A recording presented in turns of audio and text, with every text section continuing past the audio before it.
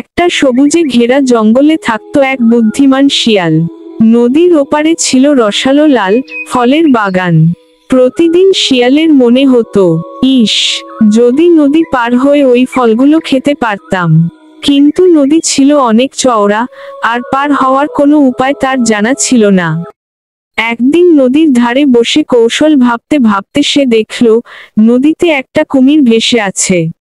তখন তার মাথায় এক দারুণ বুদ্ধি এলো। কুমির ভাই, তুমি কি আমাকে ওই ওপারে নিয়ে যাবে? ওই ওপারে নাকি অনেক মাছ পাওয়া যায়।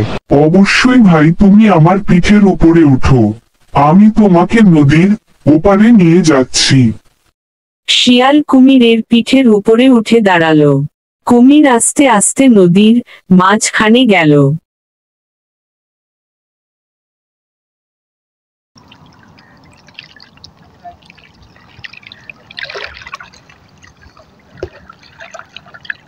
শিয়াল ভাই, জানিস আমি তোকে এখনই খেয়ে ফেলবো, আমার অনেক পেট খালি।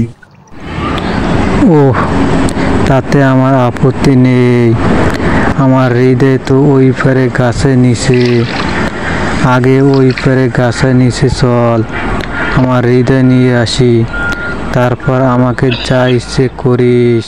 কুমির শিয়ালকে পারে আনতেই শিয়াল দৌড়ে দৌড়ে চলে গেল। কুমির ভাই, হৃদয় কি শরীর থেকে আলাদা করা যায়? তুমি আসলেই বোকা কুমির।